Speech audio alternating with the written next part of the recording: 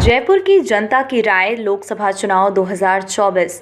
किसकी होगी जीत, किसकी होगी हार? कौन बनेगा जयपुर का सांसद? कौन लेके जाएगा संसद में जयपुर के लोगों की आवाज़?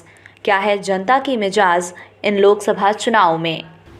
हम सभी वोट देते हैं, तो क्यों ना एक बार जो ना 100% मतदान के लिए जयपुर हाइट से अपील करते हैं आप सबकी तरफ से, ठीक है ना। तो एक साथ हम बोलेंगे, पहले मतदान फिर जलपान, ठीक है ना। अपन सब लोग जयपुर हाइट से, हमारी टीम जो है जयपुर में सभी लोगों से अपील करती है कि 100% मतदान करें, 100% मतदान करें। अपने बच्चों के भविष्य के लिए, खुद के भविष्य के लिए मतदान जरूर करें। हम लोग आपसे अपील करते हैं। हम एक साथ बोलेंगे, पहले मतदान फिर जलपान। जयपुर में किसकी हवा चल रही है? बीजेपी की हवा चल रही है। क्यों? यहाँ से प्रताप सिंह जी भी चुनाव लड़ रहे हैं, तो क्या लग रहा है आपको, कौन बनने वाला है जयपुर का सांसद? प्रताप सिंह जी जब खुद ही में पहले ही पीछे हट चुके हैं, मंजू शर्मा जी वो ही जीतेंगे, उनका कार्यकाल अच्छा रहेगा। क्या लग रहा है आपको, जो ना ये जो राम मंदिर का मुद्दा है, 370 का जो मुद्दा है, ये भारी पड़ने वाला है बेरोजगारी और जो है जैसे महंगाई जैसे मुद्दों पर? ये मुद्दा बेसिकली वन साइडेड दिख रहा है। बिल्कुल ऑलरेडी मोदी ने, सरकार ने डिक्लेयर कर रखा है कि वो 400 के पार जाने वाले हैं। लेकिन हमारा एक मत है कि विपक्ष भी मजबूत होना चाहिए एक अच्छी गवर्नमेंट चलाने के लिए। तो इस देश की जनता को थोड़ा सोचना समझना चाहिए कि ठीक है बीजेपी की लहर है, लेकिन विपक्ष को भी मजबूत बनाना जरूरी है। आपको क्या जयपुर के लिए अभी कौन कौन से मुद्दे आपको लग रहे हैं कि जयपुर में इन मुद्दों पे काम होना बाकी है? देखिए, पिछले 5 साल में कांग्रेस के शासन में जयपुर को बर्बाद कर दिया। यहाँ जयपुर वर्ल्ड हेरिटेज सिटी में शुमार है, इसकी दुर्दशा कर दिया। आप 4 दीवारी में घूमेंगे, चारों तरफ एक अवैध कॉम्प्लेक्सों का जाल है, जो अवैध रूप से हमारे क्षेत्र, यहाँ पर पहले चारों विधायक कांग्रेस के थे, मिली भगत से पूरी सिटी को इन्होंने तहस नहस कर दिया। चारों विधायकों ने परकोटे का दुर्दशा करके जो छवि खराब करी है जयपुर शहर की। यहाँ दंगे की व्यवस्था, वो माहौल बना, जब एक वातावरण बना था पिछली सरकार के अंदर, बड़ी मुश्किल से वो कंट्रोल में हुआ। तो ये सब कांग्रेस की जो दुर्दशा जयपुर शहर की करी है, इसके खिलाफ एक माहौल बन चुका है। पहले विधानसभा चुनाव में कांग्रेस की करारी हार हुई, और अब लोकसभा में भी वही होगा। मंजू शर्मा जी लगभग 8 या 10 लाख वोटों से जयपुर शहर से जीत करके दिल्ली में जयपुर का मान बढ़ाएगी। आपको क्या मोदी जी को आज की तारीख में और तकरीबन 10 से 15 साल तक इनको कोई नहीं ला सकता। 10 में से मार्क्स कितने देंगे? 2 मार्क्स मैं भी काटूंगा उनका, क्योंकि एक्सपेक्टेशन उनसे बहुत ज़्यादा थी और थोड़ा सा उन्होंने हमको निराश किया। सिर्फ 2 मार्क्स इसलिए कटेंगे, नहीं तो अगर प्रैक्टिकली अगर बात करूं तो तुष्टिकरण वाली जो नीति बीजेपी ने नहीं करी है, तो उसमें से 100 में से 100 मार्क्स है। मैं आप तो 10 में से देने की बात कर रहे हो, मैं तो 100 आउट ऑफ 100 देने के मूड में था। मोदी सरकार 2024 में हमारा नेतृत्व फिर से करेगी जी, और अच्छे काम हुए हैं। उम्मीद करते और भी आगे अच्छे काम होंगे, और 10 में से 9 मार्क्स। 10 में से 9 मार्क्स आप दे रहे हैं। 10 में 10 मार्क्स आप पूरे देंगे। और किन मुद्दों को लेकर लग रहा है आपको? मुझे तो सबसे बढ़िया इनका जो आंतरिक सुरक्षाओं के जो इन्होंने मजबूत किए ना, उससे बहुत बेहतर काम किया है। और इसी बात को लेकर कई बार कई देश अपने पे आँख दिखाते थे। ये बेस्ट है, 10 में से 9 मार्क्स। केजरीवाल जी को भी गिरफ्तार कर लिया, तो लोगों में एक कहीं ना कहीं संतोष पैदा हो रहा है। लोग कह रहे हैं, कहीं ना बात है, जो विपक्ष है वो कह रहा है कि भाई जो ना इन्होंने, क्योंकि इनको डर लग रहा था मोदी जी को, इसलिए उन्होंने केजरीवाल जी को गिरफ्तार कर लिया। क्या कहेंगे? मैंने कहा अपने बच्चों की कसम खा के कि मैं आज बच्चों की कसम खाता हूँ, ना तो कांग्रेस का सपोर्ट लूँगा, ना भाई साहब किसी का सपोर्ट लूँगा। आज वो सब पार्टियों का सपोर्ट लेके और इलेक्शन लड़ना चाह रहे हैं, तो ऐसे आदमी का तो क्या भाई साहब क्या कर सकते हो आप? तो इसलिए केजरीवाल की जवान की कोई कहानी नहीं है। केजरीवाल जैसे आदमी तो राजनीति में होने ही नहीं चाहिए। अन्ना के साथ आंदोलन करके आज खड़े हुए और अन्ना जी को धोखा दे के निकल गए। तो राजनीति में तो ये आदमी चल नहीं सकते, झूठे और मक्कार आदमी है। इनकी बातें ना करें तो ज़्यादा अच्छा है भाई साहब। कि इस बार भी जो है मोदी जी की सरकार बनेगी, क्योंकि मुझे जो 10 साल के अंदर उनका जो काम दिखा है, जो सबसे मोस्ट इम्पोर्टेंट काम है उनका सिक्योरिटी का है। अच्छा, पहले हमारे देश के अंदर कोई भी आके बम लगा के कर जाते थे जी, तो वो सबसे मेजर विषय कि आप 10 साल के अंदर जो हमारे जो क्या बोलते हैं इमरजेंसी हो या क्या दंगे हो, वो काफ़ी कम हुए हैं और बम ब्लास्ट काफ़ी कम हुए हैं। अच्छा, और दूसरा ये कि दुश्मन जो हमारा जो सामने वाला जो एनिमी है, उसको हैंड टू हैंड उसको रिप्लाई दिया जाता है। पहले ऐसा क्या होता था कि बॉक्स में भरकर हमें को देना पड़ता था कि सर ये इसको कुछ कार्रवाई कीजिए। अब हमें लगता है कि हमें उसको देने की जरूरत नहीं, हम खुद ही उस पर कार्रवाई करते हैं। तो ये सबसे बड़ी चीज़ है मोदी सरकार के आने के बाद जी। आप भी स्ट्रीट वेंडर हैं? हाँ जी। काय का ठेला लगाते हैं? कपड़े का। आपको लोन मिला 10,000 वाला? हाँ मिला था। उसके बाद में 20,000 का मिला। आपको भी लोन मिला? कितने का? 10,000 का पहले मिला, फिर 20,000 का मिला है। ठीक है। तो और 50,000 के लिए अपने अप्लाई कर रखा है, वो भी पास होने वाला ही है। आप सब लोग जो स्ट्रीट वेंडर हैं, मैं पूछना चाहता हूँ, आप मोदी जी की पॉलिसी से तो खुश हैं?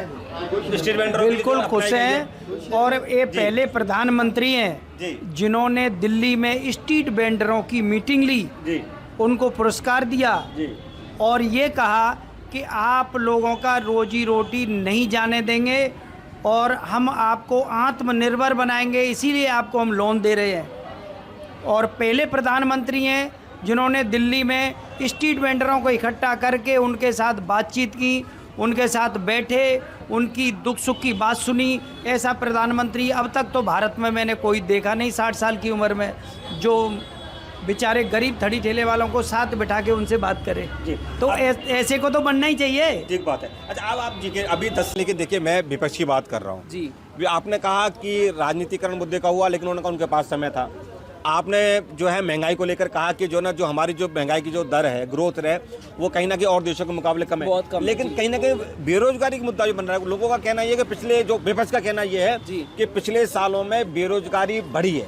बेरोजगारी बढ़ी है। देखिए, बेरोजगारी बढ़ने का कारण क्या है, इस पर भी यदि ध्यान आप ये मानते हैं बेरोजगारी बढ़ी है? बेरोजगारी इन रेट आप चेक करोगे तो रेट के मामलों में तो नहीं बढ़ी। कोविड के हिसाब से अपन देखते हैं तो अदर देशों में भी यही हाल हुआ है, क्योंकि कुछ धंधे जो है उनमें चेंजिंग आया है काफी जी।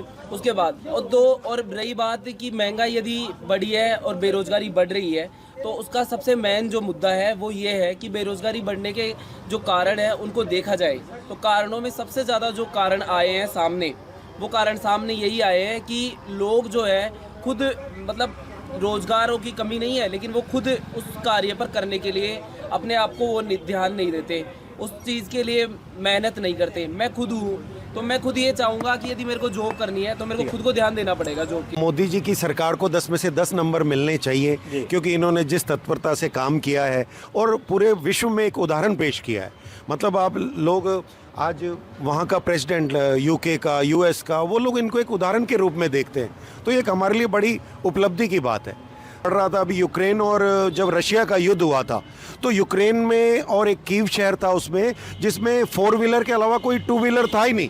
मतलब इतना संपन्न देश था, लेकिन उसको रातों रात उस देश को खराब कर दिया, ख़त्म कर दिया। लेकिन वो क्या कारण रहा सबसे बड़ा, कि वो वैसे मजबूत नहीं था, उसकी लीडरशिप मजबूत नहीं थी। लेकिन आज हम सब लोग सौभाग्यशाली हैं कि मोदी जी के नेतृत्व में हमारी तरफ कोई आंख उठा के नहीं देख सकता। आप मुद्दा ले लो कि जो महिलाएं खुले में शौच करने जाती थी, उनको शौचालय पूरे भारत देश में करोड़ों शौचालय बनवा के दिए। जिन स्ट्रीट वेंडरों को कोई 500 रुपये उधार नहीं देता था, उनको 10,000 का लोन दिया बिगर कोई गारंटी के। 10,000 चुकाई तो 20,000 का दिया, 20 चुकाए तो 50,000 का दिया। ऐसा प्रधानमंत्री आज तक भारत में कोई हुआ ही नहीं।